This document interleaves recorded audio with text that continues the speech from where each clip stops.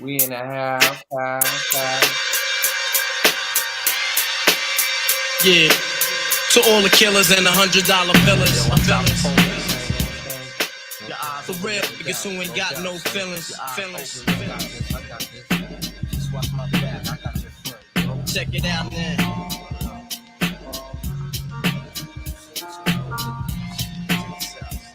I got you stuck off the realness. We be the infamous, you heard of us. Official Queensbridge murderers. The mark comes equipped for warfare. Beware of my crime family who got enough shots to share for all those.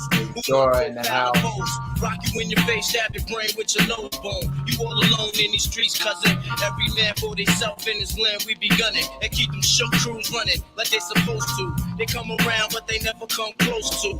I can see it inside your face. You're in the wrong place. Cowards like you get their whole body laced up with bullet holes and such. Speak the wrong words, man, and you will get touched. You can put your whole army against my team, and I guarantee you it'll be your very last time breathing. Your simple words just don't move me. You're minor, you major. You're all up in the game and don't deserve to be a player. Don't make me have to call your name out. Your crew is pepperweight. My gunshots will make you levitate. I'm only 19, but my mind is older. When the things get for real, my warm heart turns cold. Another nigga deceased, another story is told. It ain't nothing really. And yo, done sparked the Philly, so I can get my mind off these yellow back niggas. While they still alive, I don't know, go figure. Meanwhile, back in Queens, the realness and foundation. If I die, I couldn't choose a better location. When the slugs penetrate, feel a burning sensation, getting closer to God in a tight situation now. Take these words home and think it through, or the next crime I write might be about you. Son, they shook, cause ain't no such thing as halfway crooks. Scared to death and scared to look, they shook. Cause ain't no such thing as halfway crooks. Scared to death and scared to look. Living the life that is diamonds and guns. There's numerous ways you can choose to earn funds. So some get shot, locked down, and turn nuns. Cowardly hearts and straight up shook ones. Back when I was only a child, back in the days, I lived a carefree lifestyle. For long as we wasn't caught, being bad was cool, and we was never at a loss for something to get into. Chilling in the neighborhood, down at the park, sunny days when we played at the old school yard. Where y'all getting the truth about NIC right now. Big Gene know what my man got a dark soul. It seems like just ain't the same. Everybody's involved in all this happy-go-lucky shit works. It seems like nobody cares. They cold-hearted stares. Making a payback, I'm making a hit. Now cowboys and Indians become real life, and life means nothing when the heart is cold. It ain't the same as the days are old. Yeah.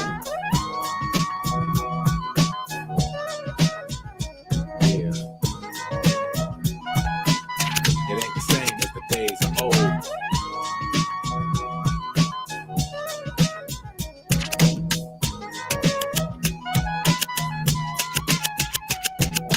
Listen up, check it. He rules about to wreck it. No anaphora in my aura verse. I got the works when I freak it. This arm unique with swarms of seeking. Diaphoretic and the energetic. Coordination towards up kinetic. Be it combined with the vibe. No, they made a transcribe. So they tried. I drop down and all that is true with more. Need to rock the whole jam. Jumps through the program. I did a critical man. When I get busy, who busy? My formula rhymes and parallel lines and perfect. Likes the short circuit. I'm on the brink of blowing up. You'll examine hits however they fall with mics and flight. Graphic when I grab it. Gab with forms of this sort. Words I comport with no buts, ands, or ifs. Lead on the real, eventually the scale of bill. I'm back a thrill of the Ramsons and mill and chill. When I feel like grow like shrubs over doves. Indulgent buds, maybe 420 team hits on the elements of green. What's the word? Travel on a 6/3. Brothers in mad words to build upon a scene for the time being. Dips to intervene, God. What's the catch? Knows a gig we can sketch. Got a panoramic view. Pleasant true. Pull no stunts on the crew or you're through. That's a fact. Future not come by the tongue. Hard to what the God brung. Listen up.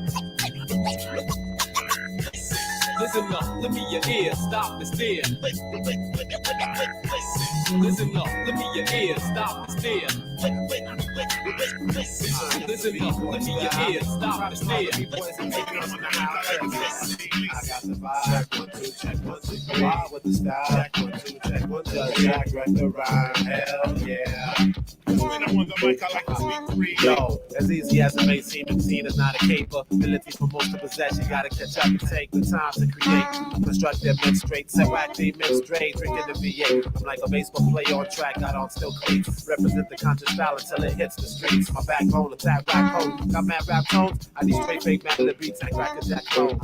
It's time for lunch already, yes, past lunch. I eat MCs like Captain Crunch. I attack and I punch. Rapping is such different style that's unlike yours. Whack MCs, I point you out and point out all of your flaws. All of your jaws get broken. Style's no joking. Battling, straight up battling is what I'm provoking. But I'll die before this whack MC infects me. Hip hop industry to the point I cannot breathe. But if Wild Child dies before Wild Child wakes, I pray to God to step down and take down all them fake MCs. Pretty please. When I'm on the mic, I like to speak I got the vibe. 1, 2, check, 1, 2, 3. Wild with the style. 1, 2, check, 1, 2, 3. J-Krupt the rhyme. Hell yeah. When I'm on the mic, I like to speak Down got with the the real licks, one straight hangover from the right bass now. onto the kicks. Not freestyling MCs, fall down straight in the pits. My name is Jack. Spontaneous freestylist when I catch wreck. Brothers buy me so hard saying my rhymes I ain't wrote yet. So I take it to the max, take out fake funk and jacks. Get to the point as a rock up on my lip up with tracks. You used to get busy at open mics, nah, I still do. I kill crews, lyrically, spiritually, yo, I will do. Anything it takes to bring me voice style back. Anything's for you to make you say my rhyme style's fat. But I'll die before this whack MC infects me. Hip hop industry to the point I cannot breathe. But if Wild Child dies before Wild Child wakes, I pray to God to step down and take down all them fake MCs. Pretty please. When I'm on the mic, I like to speak Nah, who is this? Check, 1, 2, check, 1, 2, 3. Wild with the style. 1, 2, check, 1, 2, 3. J-Krupt the rhyme. Hell yeah. I know you're tired of bouncing, so check this here. We got the neck-breaking club shaking beat for this year. Yeah, so keep the stilo and the flow. I got your head nodding cause your neck already knows. So pass the mic and watch skills rip fast. And have niggas up in parties catching whiplash. Slash, the whack. You trying to bite my style, stick your ass to the old school and part the fucking eyebrows. I'm coming Duke is about to get set. So act like who? Protect that neck, inject wrong. I'm still tending to the song. I be blowing up spots like I was sending out mail bombs. Stay calm and keep nodding, see. I'm like a black president. Cause niggas ain't seeing me. Has-beens, we bump like bad skin, some face. After this joint, yo, we passing out some neck. I got your head nodding cause your neck knows it's back. Check it out like this, and then like that. I got your head nodding cause your neck knows it's back. Check it out like this, and then like that. I got your head nodding cause your neck knows it's back. Check it out like this, and then like that. I got your head nodding cause your neck knows it's back. Check it out like this, and then like No that. way, you'll never make it. Come with the weak shit, I break it. Step into my zone, mad rhymes will stifle ya. Lines like rifles go blast when I kick some ass. A lot of rappers be like one-time wonders. Couldn't say a fly rhyme if there was one right under their noses. I hate those motherfucking poses, but I'm so real to them it's scary. But with my unique skills, nah, you can't compare me. No, we don't make whack tracks, and all the suckers get pushed back when I'm kicking real facts. I represent, set up shit like a tent boy. You're paranoid cause you're a son like Elroy, and you'd be happy as hell to get a record deal. Maybe your soul you'd sell to have massive deals.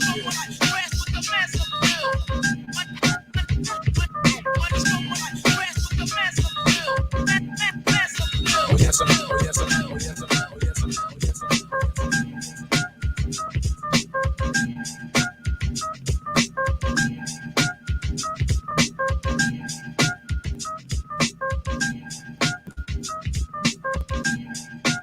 Alright. Little quick mix. Yes, sir. Get that move right. Shout out Dora. Dora, we're excited to see your progress. Thank you for rocking with us. Thank you to whoever's checking the stream now, checking the stream in the future on the playback. I am the MC representing one half of URF Tone. I go by the name of Ela. And them cool sounds that you just vibe to, put on by my partner, the world famous NIC. NIC. I'll let the people. What's up, man? It's URF Tone Tuesday. It's the world famous NIC. Sound good when you spell it. Even better when the crowds yell it. Need a little drop. Yeah. Until we get the proper drop, I'm gonna be the crowd. Thank you. Yes, sir, man.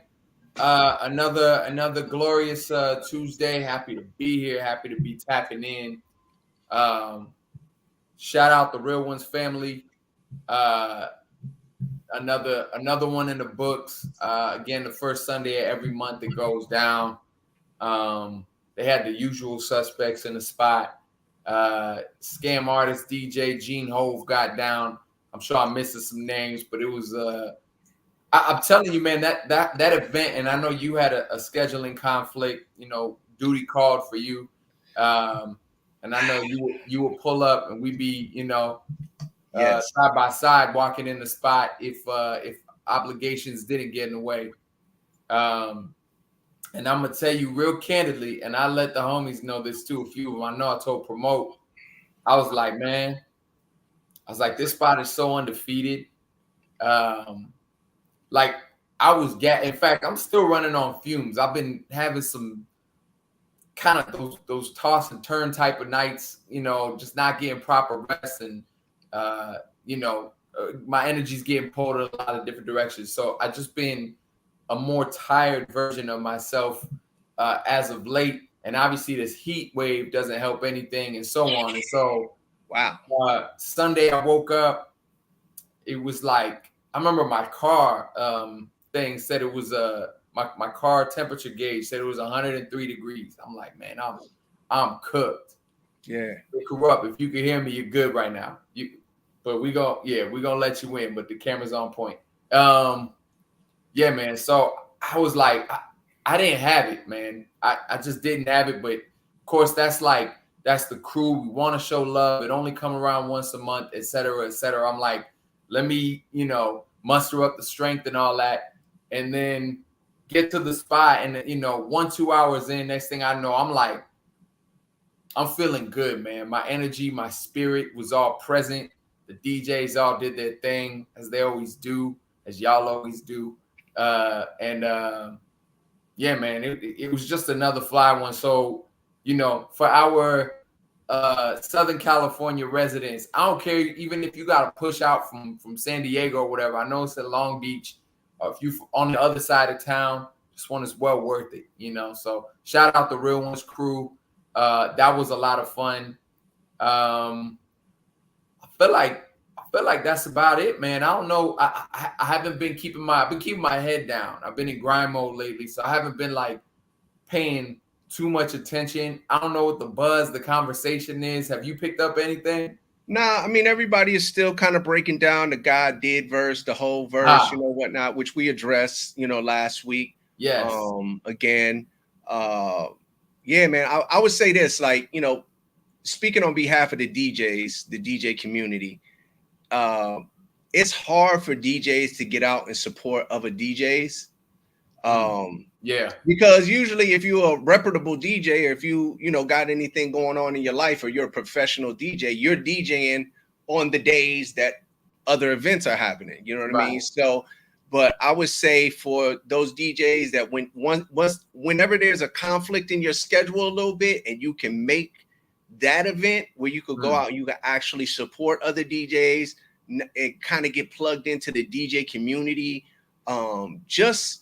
I always say, listen to some things that might freshen up your set, or some songs that you might be like, oh man, I ain't heard that in a second. Like, oh, okay, that's still, you can actually see some real time crowd reaction to certain things you might even want to run back. Like, oh man, I kind of took that out of my rotation, but it's still working with certain age demographics and certain, ethnic demographics. I think it's a great environment for DJs to just get plugged in and support what we as DJs really, really fiend for, which is just an environment where we can kind of just play the stuff that we enjoy, as opposed to being in rooms where we kind of got to play for the people sometimes. So what Real Ones is doing for the DJ community is just a true blessing.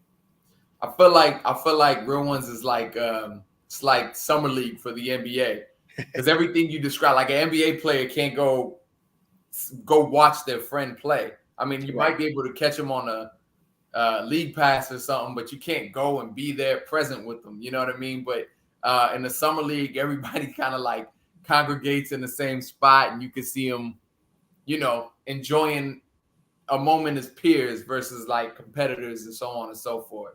It's the truth. It's the truth. That's a great analogy. Yes, it is. It's an opportunity for you to get out, shake hands with people that you admire, you respect. People that I have a lot of DJs that I follow, they follow me, that we are kind of like Instagram, Facebook kind of friends, where we respect and appreciate each other. But again, we never are in the same place at the same time. Yeah. And it's a good environment to kind of get out and meet these people in real life, real time, and shake hands and just exchange positive, words and cheerlead them a little bit. Yes, indeed. No doubt about it. All right, without further ado, I'm excited to bring our guests on. Now, you've had a chance to like vibe with them a little bit, have some conversations. I'm working on off scratch right now, so it's going to be a real, for me at least, a real genuine get to know you type of conversation. Apologies. And here's what I do know. Man dropped a new single called "Make You Mine" 2 days ago. So we getting the press circuit right now. We getting the rounds right now. We get to talk about that. It's in that hip hop sort of ballad vein. Sort of as the title. If you haven't listened to it yet, go ahead and do that. But if the title hasn't told you, it's a bit of a vulnerable thing. But I do get the sense that it's it's that love with a little bit of edge. That what I mean. So and you may know him from the other singles, Feeling You, Baggage Full, 50/50. He got a lot of things popping on Spotify that I listen to, a lot of good music, melodic, quality audio, well mixed, etc., etc. I definitely want to ask those questions. I want to say he represents Colorado, but I may be wrong. He might just be stationed in Colorado. And is there anything in the intro that you got that I'm missing before we put the homie on? Nah, man. We couple weeks ago, I DJ'd in Mexico, Guadalupe, for a mutual friend of both of ours. We went out there. It was a great wedding. And afterwards, this guy was like, he came up to me. We start chopping it up about music. And, we were just like, I got a good vibe from him. You know what I mean? We were talking about mixing and mastering and just immediately, like, I'm rapping chords and kind of wrapping up. And he was like, yo, man, you did your thing. And he was very complimentary, but, I could just catch his vibe a little bit. I was like, yo, this is a positive dude. And so we start chopping it up. He was telling me a little bit backstory about him and promoting clubs and out in I believe it is Colorado, and that area. I know Dora's ears are perked up right now. She's we're in Colorado. We're gonna find that out. Type in your questions too, Dora, because you might have some good questions as well. You got boots on the ground out there. But anyway, so like I said, he was a good dude. And when it's funny when like-minded people kind of connect and you start talking about music and you see how serious and passionate he is about the craft, then it's like it's a no-brainer. So I was like, yo, man, let me get you on the show. We could chop it up about the wedding. We could chop it up about music. This is what we do on URF Tone Tuesday, man. We just make friendships and we talk about music. We talk about hip hop. So that's it in a nutshell. Yes, indeed. All right. Without further ado, I know Dora got questions. She over there like, what's going on? J-Krupt, welcome to the show. Yeah. What up? Well, appreciate you tapping in, man. No worries. Y'all hear me? I'm good? Yeah, everything's good. I know you on the move right now. We appreciate you always talking about the time and connecting with us. Yeah, I just got my hair braided. I'm headed to the studio right now. I know I missed the boss shop, man. I saw you in our little, virtual green room. I'm like, I feel like we should tap you in right now. That was a slick look. I missed the opportunity. Apologies. No worries. Yeah, I'm just about 5 minutes from my studio now, but man, I'm glad to have that you guys having me, man. I appreciate the opportunity, man. Much love. I'm saying to Nick and everything, and nice to meet you as well, my brother. Yes, sir. All right, we're gonna kind of. I want to hop right in, if we may. I would love to know where your relationship with music started. Did you first of all, did you grow up in Colorado? No, I grew up in New Jersey. I thought that because you got a sound to him. I'm not gonna put your business out, but I'm like, I saw an NJ. I thought it might have been that kind of thing. So right. Right on. Okay, and then how long you been out that way? So I moved into Colorado in 2007, lived in Colorado Springs and Denver. I moved to Vegas in 2019, lived there for about a year. Then obviously the pandemic happened, and the pandemic with Vegas, that's pure tourism, just nothing but groups of people. So that was the first place they shut down, and they pretty much just shut everything down, and I had to come back to Colorado. But ever since I came back, everything has, been smooth as far as me on my entrepreneurship, opened up my own studio, got one of the biggest brands in Colorado Springs for promotion and studios and videos and photography. So, just being able to provide all the services for artists. Obviously, I do all my own videos, all my own photo shoots. Obviously, Wow. I have someone else hold the camera, but I own the camera. I'm the one who does the editing. So just to be able to, cut the middleman out, if you will, you know what I'm saying?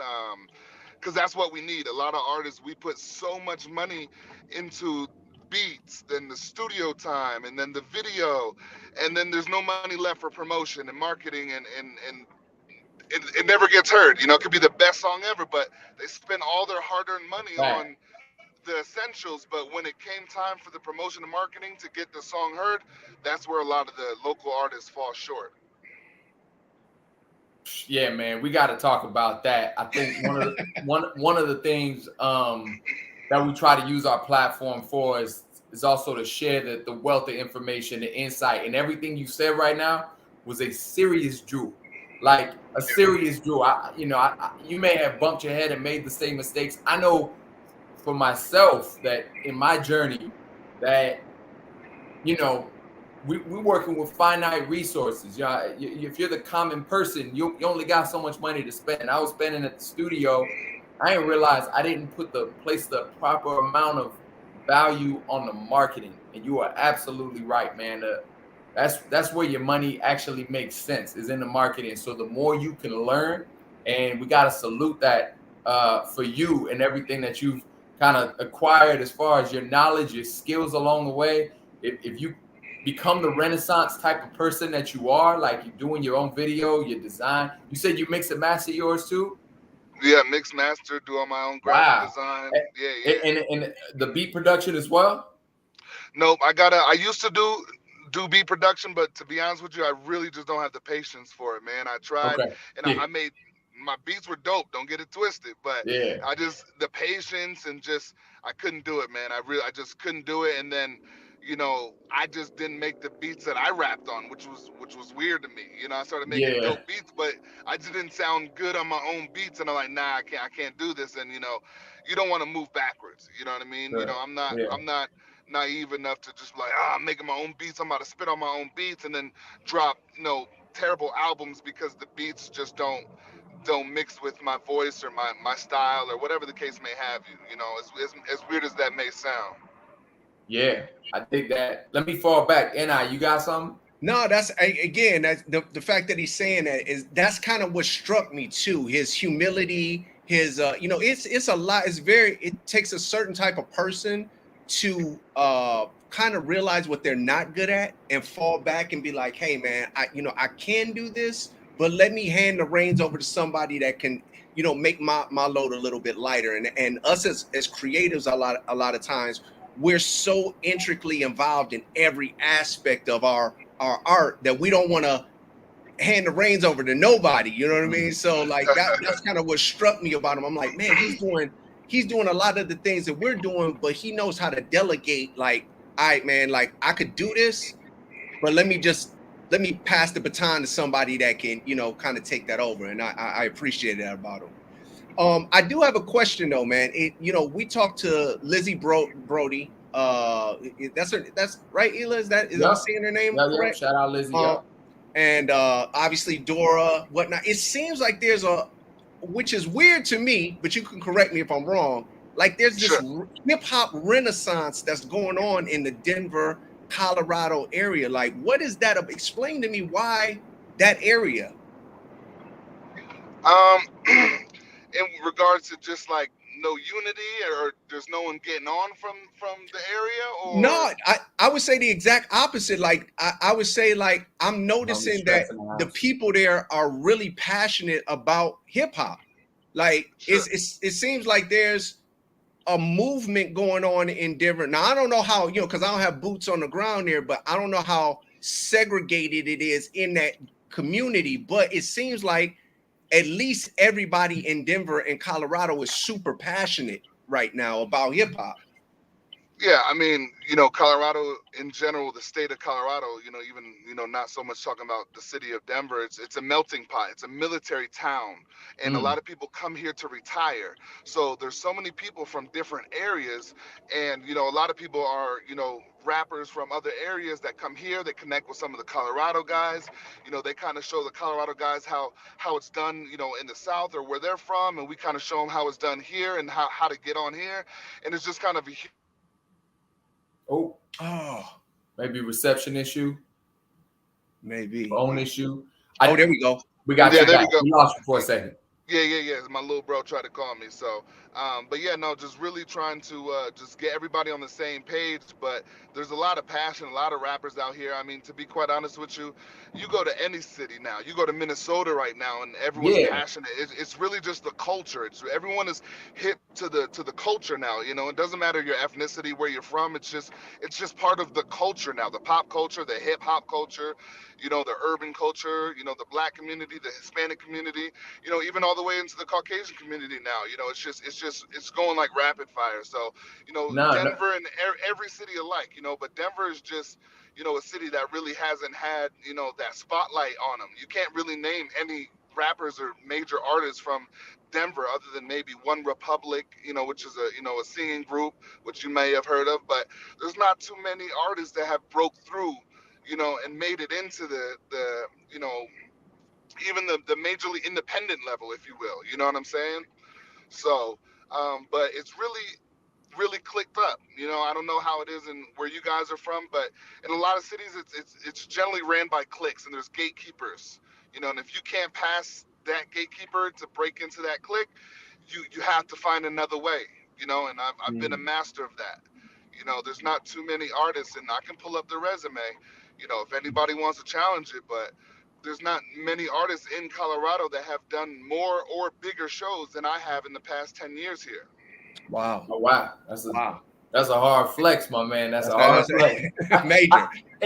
So to go back to NIC, and I'm gonna piggyback on it. It's not necessarily like who, for those of us not based in Colorado, who we've heard of that's out of there now, but it just seemed like something is bubbling, something good is happening, and I think you spoke to these clicks, and perhaps these clicks are finding ways to like generate an energy because. Like you said, Minnesota could be anywhere, but we're not necessarily hearing of that. And for some reason, we've found, Colorado and the broader area, it could be Springs, it could be Denver, whatever, but some about what's going on over there keeps kind of finding its way to us. So I think whatever is cooking, like, I mean, when Swisher House got on in 2000 and whatever that was, 6 or whatever, like, Houston found its way to some version of unity, and then they built with each other. You know what I mean? The same thing obviously could be said for Atlanta in that late 80s, early 2000 period. So whatever's going on, and it seems like you are the plug and the one who's connected, keep stirring that pot because it seems like it's they say rise the tides, raise all ships, right? It seems like the tides are rising out there. So continue those efforts, and we root for you. Are you mentioned the military thing? Do you have any involvement? Is that your background at all? My father was. I'm not. Me, I haven't been in the military, but my father was. Yeah. And just like I said, kind of going back to like my background, like where I'm from as well. Actually, as far as the wedding goes, my cousin, Christina, the bride. That's why I was at the wedding. She's my first cousin. We grew up together. Yeah. You know what I mean? And my family's from New York, so I had that huge New York, New Jersey, East Coast vibe and feel to me, and that's kind of like when I came out here, that's what propelled me further than, most Colorado artists, because when I got here, there wasn't really a grind. There really wasn't a grind. Not a lot of people were grinding, in New Jersey and New York, that's the everyday. Every day you wake up, you gotta grind. You have no choice. Right. You have no choice. So in Colorado, like I said, it's really a lot of people come here to retire and start their families and things of that nature. So it's a really generally nice area to be able to move around, and everything's slow. So you can kind of dictate what happens around you versus in New York and New Jersey. It is what it is. You know what I'm saying? So, but yeah, it's definitely played a huge part in, my success here in Colorado as well. Because I remember I had to get it out the mud.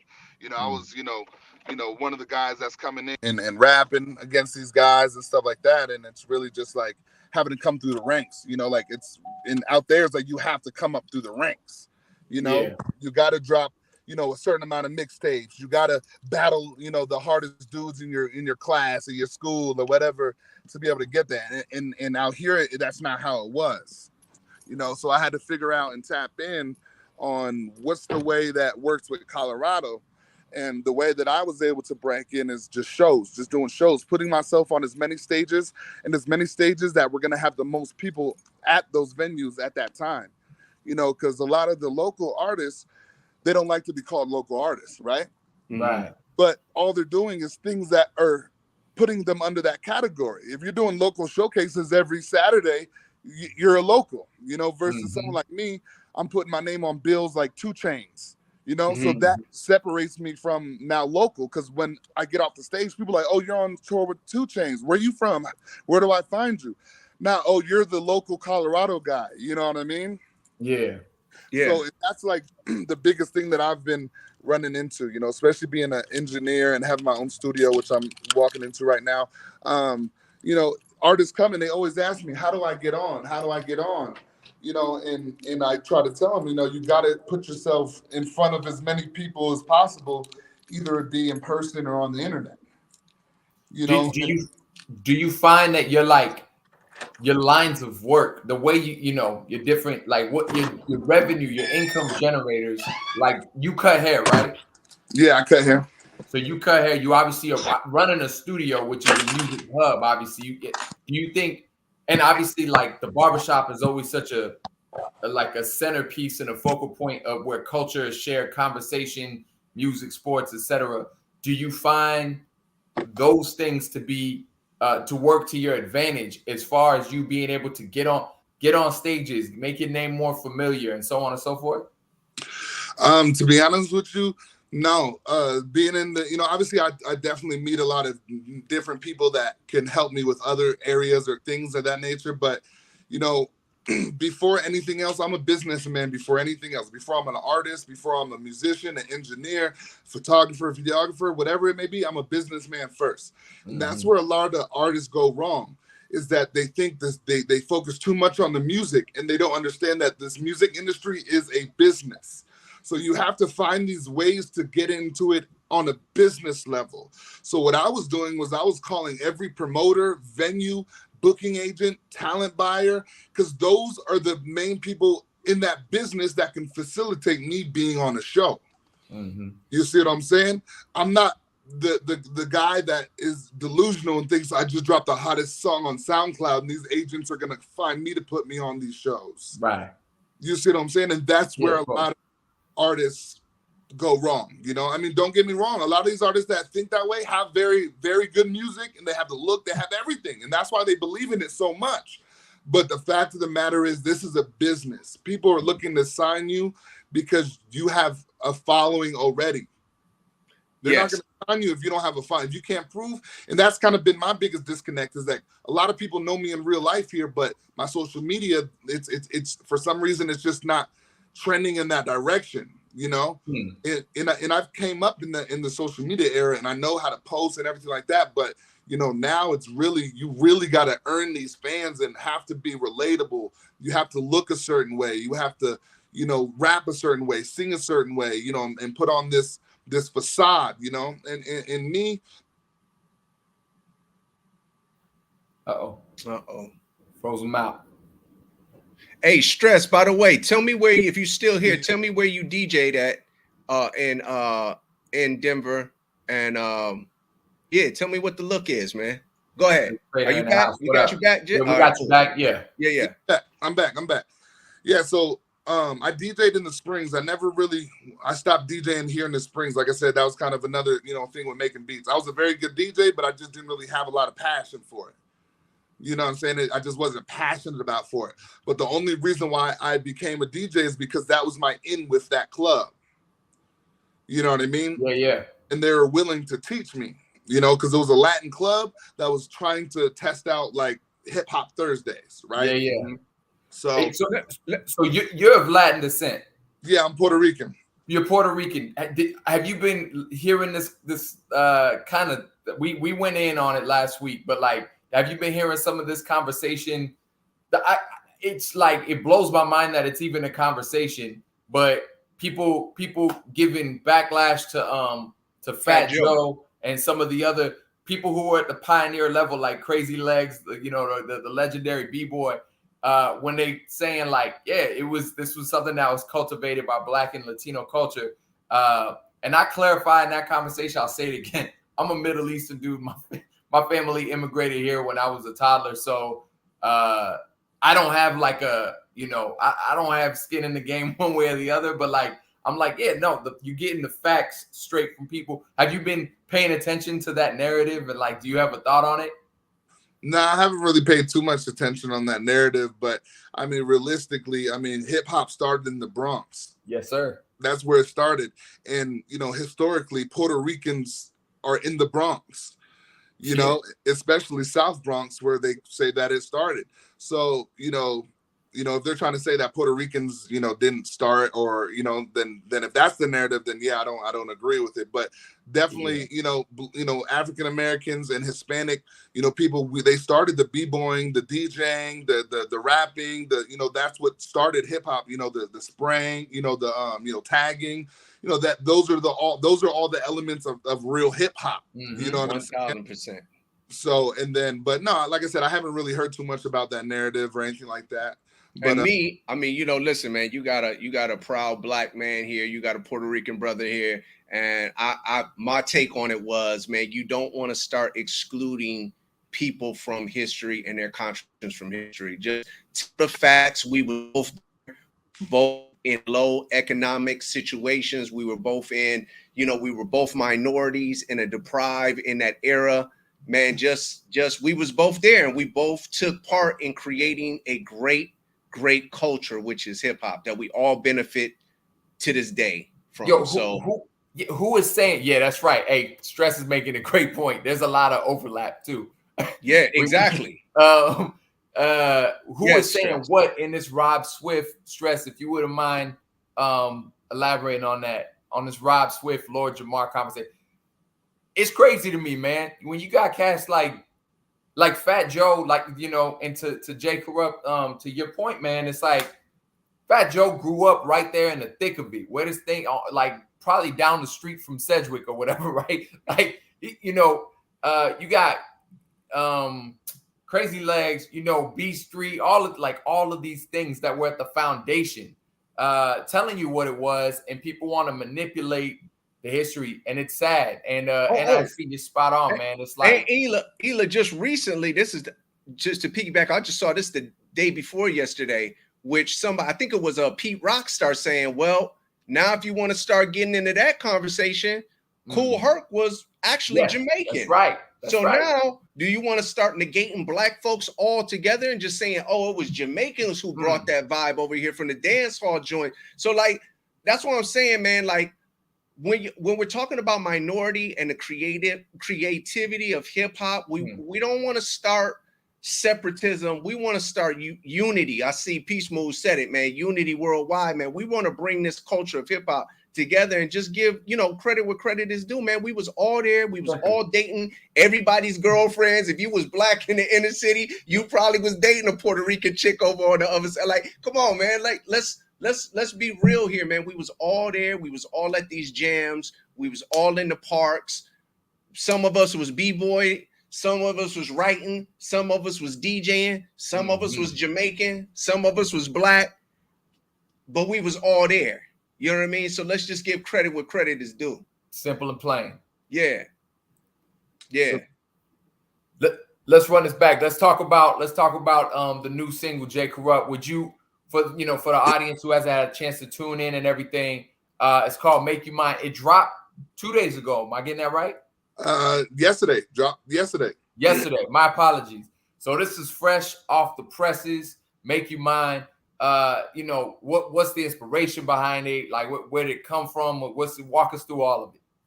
So this one here was actually a freestyle that I did in my studio. Sometimes I just just play around with different genres, different, you know, sounds and voices, and just tuning up, you know, kind of my engineering skills and my vocal, you know, abilities as well. And just, you know, had a little shorty here, you know, had a little shorty in the studio with me, you know, so that was a little bit of inspiration right there. So, you know, I just went in the booth and just, you know, literally freestyled that, you know, from top to bottom, freestyled it.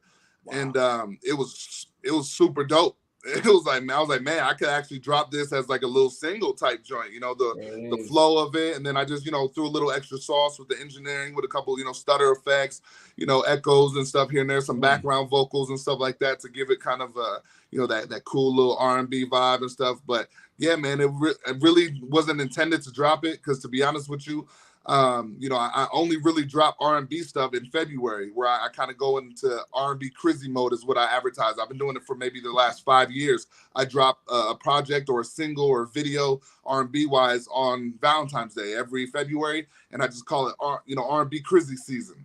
So you know what I mean? Because like organically, I'm a hard body dude, you know, like, you know, I came up battling. Like, that's how I started rapping. Like, believe it or not, some dude came up to me and just started battling me, you know, and I was like, well, you know, what's going on?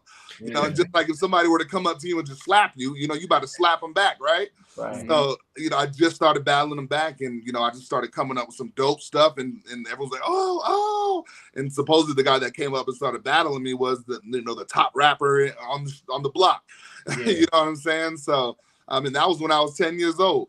So, ever since then, I just told my parents, you know, after that, you know, I felt like I won. They told me I won. So, you know, my family, we went to dinner that day, and I told my parents right then and there, I'm going to be a rapper. So, and you sharing your testimony got you a new follow. Look at that. Yes, sir. That's what's up, man. I mean, yeah, it's definitely about evolving the style, you know, finding what's true to you, trying to find that connection to what registers, what resonates with your audience along the way as you experiment, as you get artistic and creative. What you said about your creative process for this new one, again, Make You Mine, it's the new drop. Go check them out. Yes, sir. It is, I admire that. My creative process is different, and NIC can speak to it and vouch for it, but I'm, you know, neurotic and meticulous, and I, you know, do something and tear it, you know, and restart, and it's never good. Like, I appreciate that you were able to kind of capture that lightning in a bottle moment, feel your elements around you. You got the energy of the woman and the lady who's with you in the stew. You're just responding to your moment, and found something. And then you got your technical hat on, and then you start to get your engineering together and adding the ad libs and producing it to make a song of it. I think that's really dope, really fly shit. And I think that's a great story. You should continue to tell that one. I admire that. My mind's always blown when they talk about Jay-Z's. Yeah, obviously he's like the pinnacle and everything, but his creative process is more like mine, man. I tend to play ball better and create better when it's a girl in the room. Like, I just need a presence of a woman. I need that energy around. My jumper click a little bit better when it's a girl right there. So, like, yeah, I like that. You know, how would you say? Because, you know, like when we met, we connected real quick. I was telling Ela, like, immediately I just saw like that passion and that creative, that energy. I was like, oh, this is a good dude. I like his vibe. Maybe it's that East Coast kind of thing. You know, I'm a Midwest guy personally, but like, I was like, how do you feel like people in Denver in that environment have perceived your energy and your flow and whatnot? Have they gravitated towards it, or is this something they kind of had to? Are you a little bit different than the majority of the artists out there? Like, what would you say your reception is out there? My reception. So, I mean, I really, you know, have a huge backing with my brand. My brand is called Hype Up. Okay. So, you know, and like I told you, my main focus is performing. You know, I'm a performing artist, you know what I mean? So, you know, I put myself on, you know, many stages with some of the biggest names in the industry today. you know, and that's kind of the perception I've been getting is, you know, in front of people after I come off stage, and, you know, I'm high energy. Everything I do is, you know, high energy. I'm hype up. Everything I do is just so much high energy, and that's what people feed off of, that energy. And I'm a good dude. I'm a genuine dude. I'm out here, you know, showing love to other artists. I'm helping other artists, you know, giving them some of the keys to the game, some of the keys that weren't given to me when I was coming up. So, you know, I try to help them out as much as I can, but, you know, I'm just perceived to be, you know, an honest dude, you know, a very high energy guy, good spirits, you know, genuine in all aspects. So, but that's really kind of, you know, how they perceive me out here is just, you know, J-Krupt, just that grinder. You know, everyone knows that I'm just that grinder. You know, I don't stop. I'm doing, you know, the best shows, and I'm not from out here. And I think that plays a lot to, you know, my disadvantage too, because a lot of the guys that are from out here, that have been out here for years, been grinding for years out here, aren't able to even come close to putting their name on the shows that I'm able to, you know, and that goes back to the business side of things. You know, I was calling for 4 or 5 years straight. I kid you not. I was calling every venue, every promoter, every booking agent, every talent buyer. I was still looking in phone books, you know, trying to find people. And those years, I just kept on, every year, I kept on getting to that next person that can help me get to the next person, and to get me to that final person that can say, you know what, let me get this guy on the show, you know. And that was my first biggest show, was Wiz Khalifa in 2009 on the Deal or No Deal tour with Jasmine Solano was the DJ, and there was a gentleman from the Wu-Tang Clan that was on that tour as well. I can't remember at the moment. But he was Wiz Khalifa destroyed Jasmine Solano, the DJ. Yeah, Jasmine Solano. She was actually Wiz's DJ for that tour. Oh, okay, so they had a vibe. But yeah. I got a question for you, because I've been on both sides. I'm DJ, but I've been on the promotion side before. Mm-hmm. And I always get artists. Matter of fact, that's kind of like how Ela and I met under those circumstances. I was DJing and promoting a club. He wanted to be an artist to perform at that club, and this shit was the spot though. I had to get on. It was the spot. This thing had a lot of buzz, man. I got the grand opening, but I knew it was gonna explode though. So with that said, for some of those artists out there, make it make sense, because, you know, from the promoter side, you know, I was always like, look, man, I want to give these new artists a chance, but it's got to make sense. Now, either, like you said, you either going to bring a ton of people through the door because you got a crazy following, or, you know, you going to guarantee my bar is going to do crazy or something like what was your hook initially to make these promoters give you an opportunity? Real quick, just want to punch in. I want to say what up to Diva. I'm seeing the comments, so it's hard in the flow combo. And then Chris Fader, this was in Anaheim. This was back in like 2008, something like that. So NIC and I have been running together for a minute now. It was called the Candy Shop. It was called the Candy Shop. It was at the Bellagio Club in Anaheim. All right. The floor is yours, sir. Go ahead, Rob. You got it. So, you know, kind of what I was able to do was, you know, consistency and persistency. You know, it's like, how can you tell someone no when they're calling you 5 times a day until you tell them yes? You know what I mean? And then it becomes a resume, you know, like, you know, how I got my first major show, like I just mentioned with the Wiz. I literally called that guy every day, you know, because he always told me, yeah, we're still looking, we're still seeing if we're going to have openers, we're still seeing. So he never committed, but never told me no. So I said, okay, if there's a door that's still open, I'm going to keep my foot in it so I can make sure I can keep it open, you know? So I called every day. And one day I called and he said, is this J-Krupt? I said, yeah, this is J-Krupt. He said, man, come on down here and pick up these tickets. You're on the show. So that was how I got on that one. It's just the persistency and the consistency, and, you know, and kind of the way that I present myself and call. Because your traditional artists are gonna call and be like, yo, what up? It's your boy Skrilla Jilla. I'm trying to get on the show. What's good with it? You feel me? You know, and that's not gonna yield you a show. It's not. So I actually would call and be like, hey, how's it going? I represent J-Krupt, the artist. I'm his manager. Trying to see what we can do to get him on your venue at this date for this artist. What can we do to be the supporting act for this artist?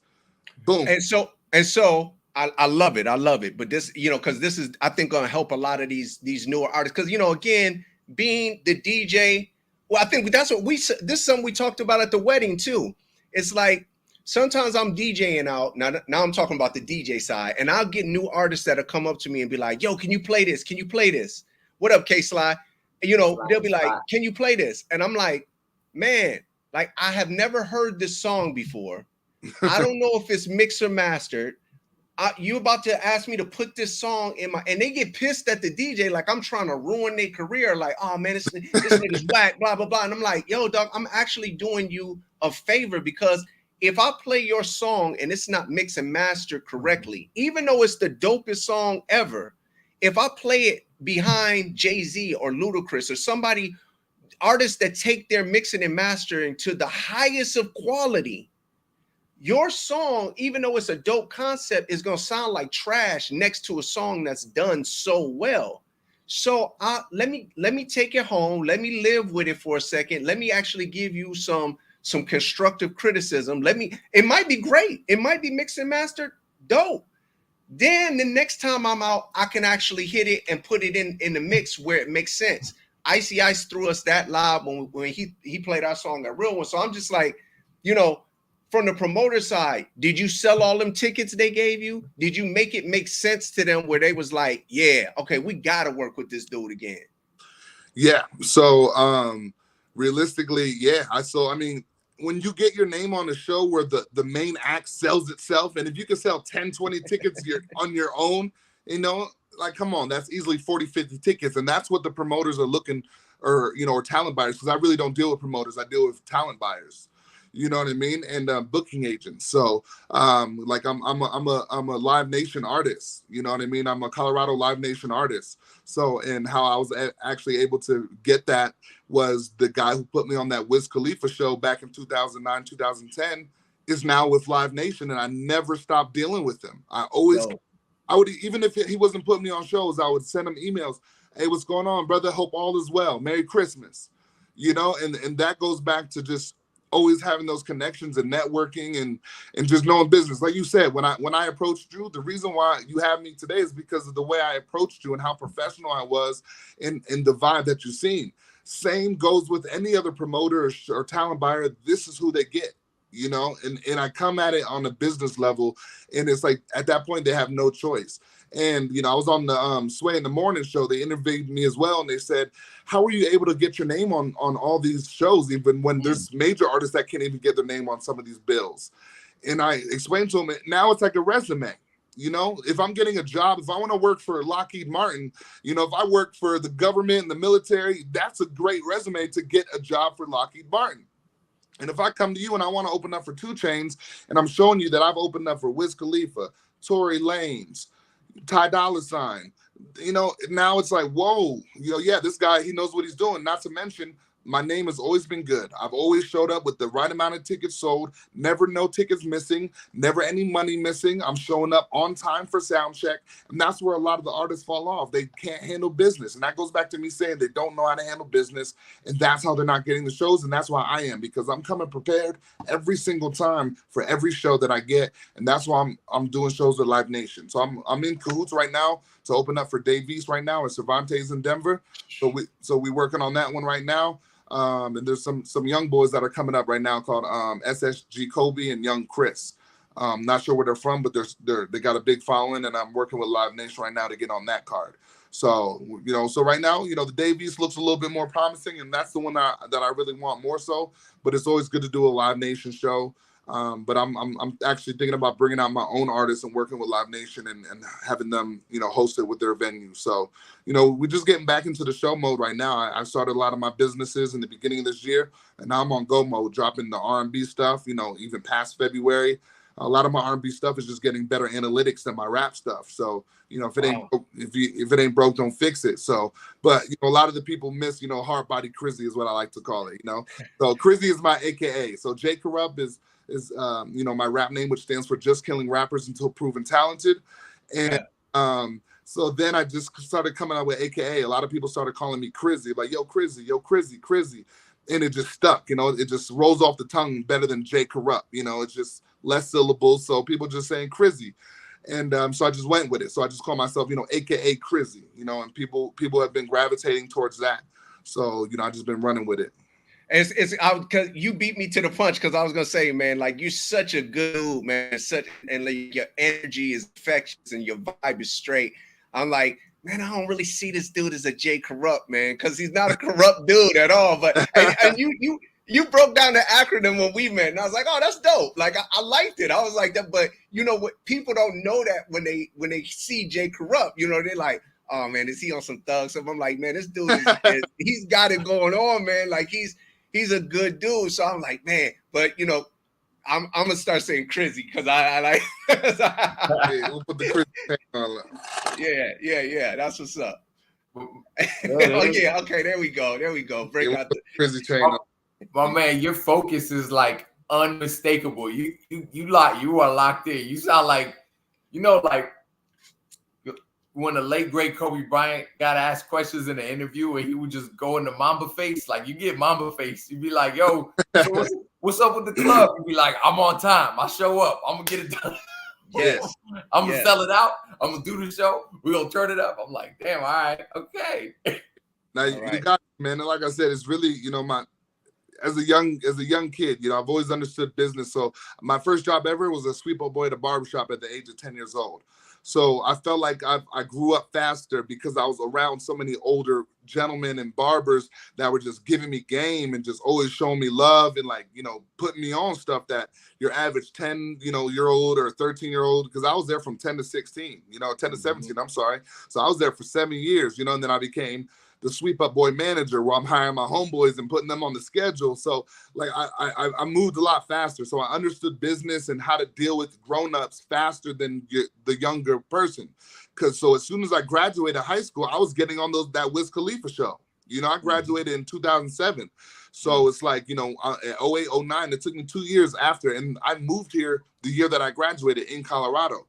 And I was able to infiltrate the hottest groups or the movements that was the hottest movements at the time and be able to be part of them to find my own way here, you know. And then I just, you know, all those guys got too old and they faded out or just, you know, were doing bad business and, you know, their names just weren't credible anymore in the city, you know, and I was able to stay afloat and just, you know, create my own brand and my own, you know, way to help other younger artists. You know what I'm saying? Yeah. So, but like I said, it's really about just giving back and giving the game to these younger artists that's coming up, you know, because, you know, the sound has changed, you know, the game has changed. And, you know, I know, you know, Nick told me, you know, we talk about, you know, kind of the state of hip hop and rap, you know, at the moment, you know, and it's just like the game has really changed. And, you know, when I first started rapping, you know, I wanted to be Dipset. That was my goal, is to be the next Dipset member.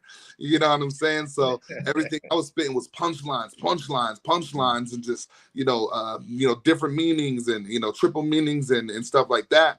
And then it just started going to more melodic. Everything was more melodic now, you know? So I started getting more in my melodic bag, and I've always been able to sing. And that's the reason why I'm dropping the Make You Mine right now, is because everyone can rap. Everyone's a rapper now, but not everyone's a singer. Not everyone's an engineer that can make myself sound the way that I sound. And, you know, because even, you know, you guys both heard the song. I don't sound like anyone else. I'm not trying to be anyone else. And it sounds like me, and my production sounds like me. It's not, you know, and that's how you get in the game, is having your own sound, your own look. And what a lot of young kids are doing now is they want to look like Pooh Shiesty. They want to look like Chief Keef and sound like them too. They're already doing it at the highest level. They don't want the next Chief Keef. They want the next new thing, you know. You know, so if you can be the next you in something unique and different, you know, or have energy like mine or whatever the case may be, then it's just, that's the way you're going to get on, not by being someone else or sounding like someone else. And, you know, that's why I feel like I've had a lot of successes, because I haven't tried to take the path of someone else or anything like that. You know, I've always been business first, and that's why I've been real successful and been able to get my name on a lot of these big shows and you know, go on tour with some of these guys as well. So yeah, and you're gonna continue to have success. First of all, K-Slide, you killing me over here. I always feel like my library is so messy, but you always give me credit for it. So thank you. I appreciate that. I always need to clean it up. With that said, you have boots on the ground in Mexico. You know, this is self-serving to a certain degree. What was the vibe you got from my set in at the wedding in Mexico, man? Did you have a good time? Yeah, man. To be honest with you, and this is not just because I'm on the show right now. It's literally the best wedding I've ever been to, and I was literally just with my parents. Was it earlier today? No, yesterday. It was yesterday, and they were just showing me pictures and videos and explaining, and telling me how the DJ did so good, and that that you had, and what they said was that for such a small dance floor, you had everyone on it the whole night. That's what's up, man. But yeah, even from when we're eating dinner to playing the R&B vibes and just keeping it cool, and then when everyone was done, switching it up, and obviously there's a lot of Puerto Rican heritage in the building, so to be able to do the reggaeton and the suavemente and at the right times, and man, it was your transitions, and that's what I listen for, transitions, and like nothing skipped the beat. And like I said, the biggest thing, kind of going back to what we mentioned earlier too, was you were able to put in Ryan's song, who's an up and coming independent artist as well. Shout out to Ryan. Yes, it didn't sound. It sounded like it belonged in your set. It didn't sound terrible quality. It didn't sound like you would have never known if no one mentioned that was Ryan's song. You would have never known that it was an independent artist's song. You know what I mean? Within the set. It's funny you say that, man, because my wife, she said, man, I hope this is not offensive, but like his music sounded like a real song. Like it was dope. I was like, yeah, no, it's not offensive, but you don't want to say that because it's a real song. She's like, right. It is a real song. Like, it was dope. She's like, and I think that's, again, kind of going back to the point we was making earlier. If as the artist, if you trust the DJ to do what they're professionally trained to do, they're going to put you in the best light. We talk about Icy Ice all the time. It's like when we gave him our music, he played it at Real Ones and he mixed it in where the people there just seamlessly, they just flowed with it. Like, oh man, like this must be a song I'm not up on yet, but it sounds dope in the mix of the way he's kind of laying it out. And that's really what DJs, that's the genius of what DJs are doing. It's like, yo, let us put your music into the mix the way we feel like it's going to tell the story of you as an artist, because what we started off with, then what we blended in with, and then what we come out of it with is going to tell the audience who we're feeling we're going to group you in with. You know what I mean? Like if we just stop the music, play your song, and then go, because I've been in that situation before. I was DJing one time for a pretty Hollywood, one of those ritzy kind of upscale parties, and a dude came over. He's like, "Yo, man, I'm a new artist. Blah blah blah. I give you $200 if you play my song right now." I cut my music off. I put his song on and played it. I played his song. It didn't go over well at all. I went home $200 richer, but the song kind of was stale. Now, I could have made it sound a little bit better by grouping it in with some people, but he just wanted his song played, and it was like, man, you should have let me live with it more, and then I could have actually featured it in a way that would have made you look a lot better and kind of taught and trained the audience how to listen to your music the right way.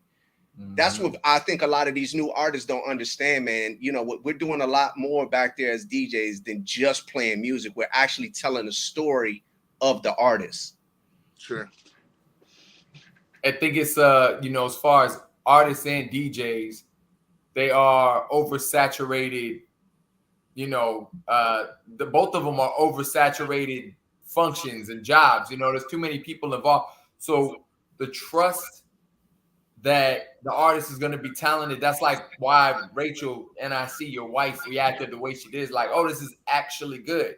When we went to Real Ones, and Icy Ice threw us the lob, it was at the peak spot. He did the shutdown set. And I looked at you, I'm like, nah, he not going to slide us in tonight. Like, I thought if he was opening or something, because he's real humble that way and modest, and he'll kind of go on at any time. Like, but he was doing the closeout. I'm like, nah, we not making this set. And lo and behold, but and you kind of did educate me the same way you're speaking to it right now. It's like not like first of all, a proper DJ, part of their responsibility is to be that ear to the ground and be the sort of the connection between music lovers and artists and to break them. I feel like I forgot the dude's name.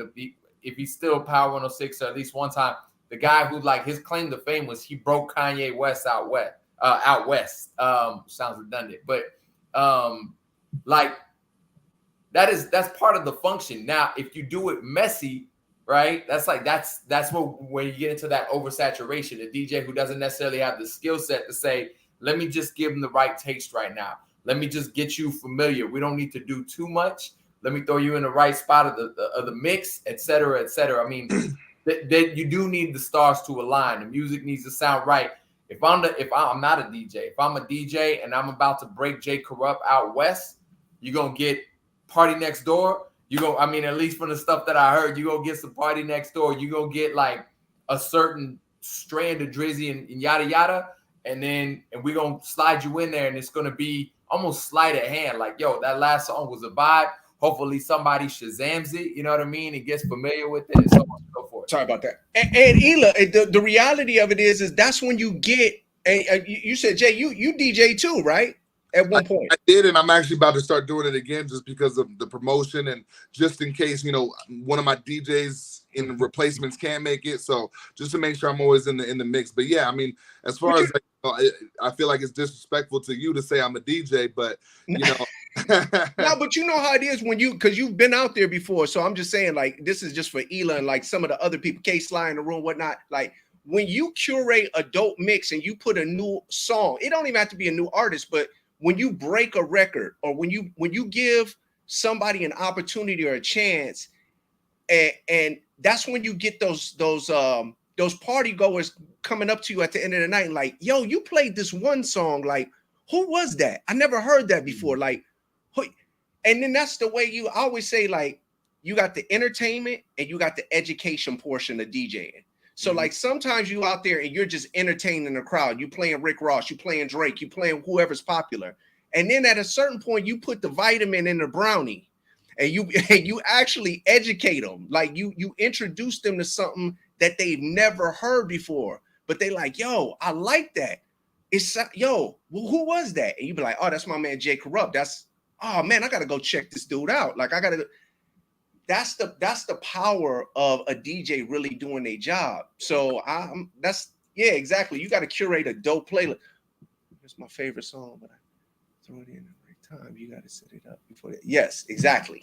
Yes, Chris Fader, exactly. I would say, just to kind of, take a little bit of what you guys have been saying about, this conversation. But nowadays, man, there's DJs aren't breaking artists no more. It's kind of an element that's been lost. Yes, but it is crucial. And I gave up hope, but I highly advise partnering with the DJ because somehow there's some good benefits aside from making the music. Right. But they still out there, and those who actually pour the TLC into their craft. In fact, you said you're about to kind of blow the dust off of your turntables and get back to it. Like, you could be that DJ. You could set that tone and example. I think it's so crucial, man. I think, again, this actually, to me, aligns with the notion of trying to erase Latino contribution from hip-hop out the gate. Like, it's important that, like, the older I get, so hip-hop to me was really, I didn't know how it was seeping into my identity growing up because I just listened to the music. I put posters on my wall, just like any other kid might, for whatever they gravitate towards, rock, hip-hop. But then I started to appreciate it and like learn about it as somebody who wasn't immersed in it the same way. And I certainly am not from New York. So like, I didn't feel its pulse the way that you may have in Jersey, right? Just like a bridge away, right? So I came to appreciate the nuances. Why is this thing so special? Beyond the fact that it sounds good. Of course, you got to have that fundamental premise. It sounds good, fly, fun, whatever its intention is. But there's something different in this water over here. Like, what's going on? Let's go learn about it. How was it taking over the biggest city in the world? Or what's the writing on the wall? It's this merry-go-round technique on a DJ. And now the DJ is like, who can bring the most obscure record to the park and win this battle by saying you weren't ready for this song because you never heard of this one. I went way to the back of the crates at the record store. Like, so to learn these nuances, like, yo, these things are beautiful, and I hope they never ever get lost. It's like everybody's responsibility who cares about this thing to continue to keep it a part of the discussion so it doesn't get lost. So like hold these DJs accountable, hold the artists, hold the MC accountable for making sure that they hit on the tenets and the things that an MC should be. And like you said, J-Krupt, to your point, bringing a style, an original style, like contributing something different and not just doing copycat work. Like, I think all of these things are so important. These parts of conversation, like if it sounds redundant to somebody, good for you. That means you've been doing your homework. But if it's new and somebody who needed to hear it hears it, like we've all performed our duty for the day, you know? Yo, K-Sly brought up a good point too. She said much of the power has been lost from radio stations to respect, for the respect of the DJ. Yeah, that too. You know, a lot of clarify for J-Krupt, K-Sly is very well decorated in radio. LA, was it Atlanta? She used to be on the show with Ludacris and whatever. So yeah, I mean, she definitely knows. Yeah, and you know, with Clear Channel and iHeartRadio and whatnot, them basically giving DJs a curated playlist that there's like, yo, you got to play this song so many times. And I I was on the radio out here, and it's like a lot of times they telling you what you got to play, and then in a certain degree kind of handicaps the DJ from giving stuff, new artists an opportunity or a chance. Like it kind of cripples us to a certain degree because it takes away our creativity and our artistry as DJs. Right. Yeah, and I can see that for sure. It's just, like I said, the game has changed and everything. I mean, there's even some stations that they don't even have DJs anymore. It is just an automatic playlist, something that's just playing the same playlist hour in and hour out. And it's just, there's no DJing, there's no, so it's just, like I said, that element is, kind of leaving. But then again, you got to have to switch it too on the artist too, because sure, say, a DJ like yourself is willing to help a DJ or help break an artist. But if they're not coming to the table with a good quality sounding track, if it's not mixed mastered, or if it just can't be played in the club, regardless of who you play it with to fit it in with, it's just not going to work. And a lot of what I do see too is, again, circles and cliques. So for example, in Colorado Springs, they have a station and a gentleman who I know very well, who has it where it's like, spotlight on the local artists every week, every this, but it's all his homeboys that are the artists that are getting featured. It's not giving a chance for the other local guys, and the guys that he's putting on, they're all in cahoots with each other. So there's nothing being grown or the unity is already them. It's their circle that's being played on it. And the crazy part is, the circle is, I know these guys. I mean, I'm not part of that circle, but I'm very respected, from these circles. So it's just like, and they know better. And it's like, they try to blackball, people like me, because I kind of have my own movement going on. So they don't want to, put more shine on my movement. So now my movement's more popular than their movement or what they're trying. Yeah. So it's there's really no unity. And that's the reason why Colorado, in my opinion, hasn't been able to take that next step and get an artist from Colorado or Denver or wherever on to that next pedestal or that next level. We have artists that, came close to breaking it in, and he's still doing some very good things. He's actually, more on the writing side now and getting really, really credible writing credits. You know what I mean? For, the likes of, G-Eazy and stuff like that. So he even wrote something for the Spider-Man soundtrack that won a Grammy and everything. So, he's, and that's kind of like the buzz. I think, that gentleman, his name is Trev Rich. I think he's really the one who helped get the belief in Denver and in Colorado that we can do it, that we can get to that next level. Cause, he has gotten to that next level in many different ways, but he is also part of that big circle that are the gatekeepers for Denver. So,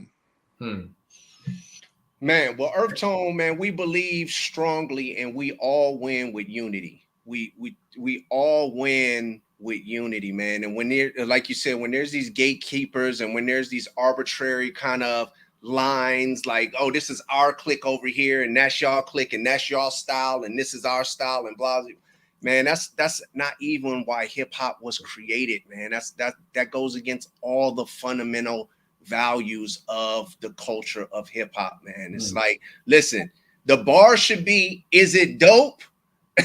Like, is it dope? That's what hip hop was about. Are you the best breakdancer? Are you the best graffiti writer? Are you the best MC? Are you the best DJ? Are you dope?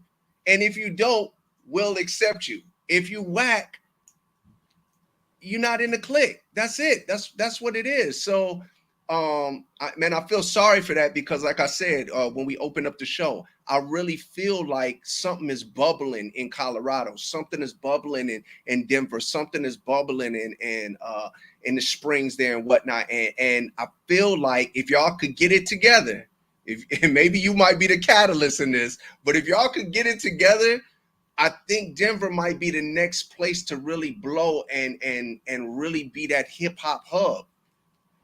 Yeah. I mean, I think it can be for sure. And then, obviously, when they legalized weed here recreationally, and then also tied it into the Constitution, which is the only state to actually tie it into the Constitution to legalize it. That's what started bringing tons of the artists wanting to come out here and perform. And we also have, Red Rocks Amphitheater, which is one of the most world-renowned, venues to perform at, So it's just like, they wanted to come here. They want to be here. They can smoke here. They can perform at some of the best venues in the world and just be relaxed. So, yeah, I think that helped a lot of, the people getting on board with hip hop more too, because a lot of hip hop artists started coming more. Because before, the legalization of weed, I've been doing shows out here for so long. We were only getting like C to Z list artists coming out here like Young Buck, Bubba Sparks, and you're just like, oh man, I don't want to open up. DJ Stress. Just say he didn't DJ. So, and then they would bring out like West Coast, legends like Hieroglyphics, Andre. Hey man, DJ Quick said Denver's just like Compton, so my mind's made up. I know, I know what it is now. Yeah, you did. Yeah, I mean, so it's just I just want to unify. I just want everyone to work together and show love and because that's the way we get on. Like you said, hip hop wasn't built to hate on each other, to try to hold people back, and that's really what I see out here in Colorado is there's just no unity. And I like again, I am trying to be that catalyst. Especially here when I'm more controlled in the Springs. I left Denver. You know what I mean? So I don't really have, a lot of, my hands are, boots on the ground, tremendously, but obviously I still get booked at Denver venues. I'm still a Denver based artist, you know what I mean? So, I just tried to make sure that I'm helping other artists out, like the shows that I give those guys the emails to the talent buyer and I tell them, hey, this is not a guaranteed, but this is at least the key. If you can come up with a dope template to send him, or you have dope music or something, it gives you a better chance to get on. But no one was giving me emails. Right. No one was giving me the talent buyers' names or what venues. I had to do all the groundwork myself, and it's just been, a long journey because like I thought that was the only way. Because back then it was about who dropped the hottest and the most mixtapes. That's how you got on. That's how you got known, and that's how you're the hottest. And then it became who was the dopest on social media, who had the biggest following, who had the most followers, and then it became who had the best quality of music, the best quality of videos, the best transitions, who has, so it's just the game has been changing and you have to be able to evolve with it to stay relevant and to stay up on your toes. And, thankfully enough for me, being a business guy that I am, I've been able to evolve with it ever since I've been rapping since 10. I've been able to evolve with it and still get known and still get shows. Because, you ask the average guy that started rapping when they're 10 years old, you know what I'm saying? As long as it's not, recent, they have not been able to get their name on these type of shows. They've never been able to get their music heard or meet Russell Simmons or chill with Ty Dolla $ign and talk to him and, and things of that nature and ask them how did they get on and rub shoulders with some of these industry cats. But the biggest things with the industry cats is they're your best friend when you're right in front of them. But as soon as they go back on tour or leave on the road, they don't know you. They never met you. That's a good point that you made, but Chris Fader as well. Some folks, they don't support because they came from the same place and they're still in the same place. And it's just hard for them to digest that somebody that started at the same, y'all in the track meet and y'all started at the same point. How did this person with his grind and his hustle outdo me and we from the same place. They can't understand the work ethic, and they just can't understand how this person got on a hustle like that. And it's like, well, I should be getting that same opportunity. It's like, no, you shouldn't, because you ain't putting in the same time and work as me. So, right. But they just can't digest that. So instead of admitting that to themselves, they turn it to hate. Ah, man, he ain't doing it. I'm not going out and supporting him and whatnot. I get it. That's exactly right, man. And then they try to tarnish your name and your brand or start dropping diss tracks on you. And it's like, come on, bro. You've had some diss tracks thrown at you? Not in a while, not for a while. I mean, there's the last one was a guy, kind of the exact situation we're talking about now. He's in New Jersey. He's not doing anything. I moved from New Jersey, came to Colorado, started opening up for these big names, and now he wants to diss me.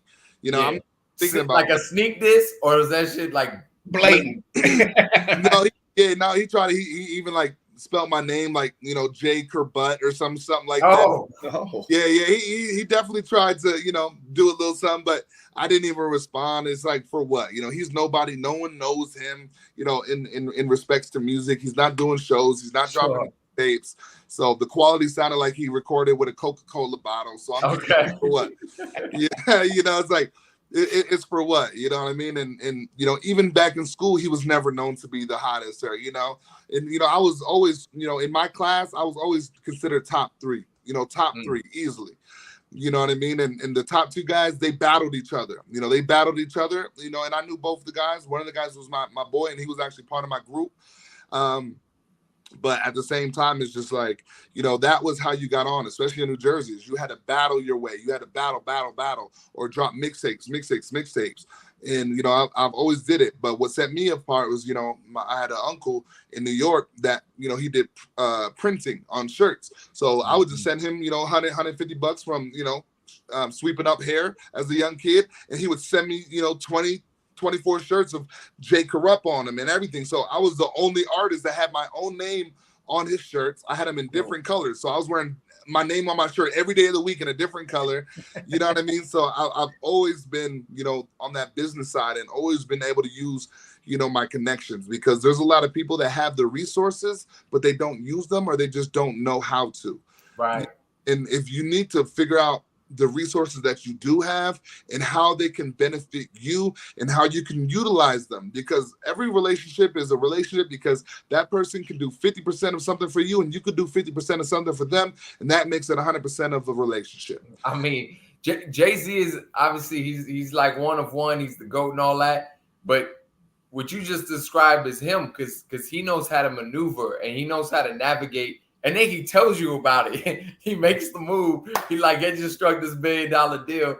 And then he will tell you about it in the song and say it in the flyest way and all that. But yeah, I mean, it's crucial to be able to know how to navigate, and you're not just limiting yourself to being somebody who can write the song, somebody who can write and perform the song, produce the song. All that. You need to be able to do everything. That's one of the cruel realizations that I feel like, I mean, I hate saying it for both of us, but I know in our experiences of Tone, I've come to learn, like, my goodness, like, I was not prepared to learn the nuances of like internet marketing. I was not prepared to learn we got to design this.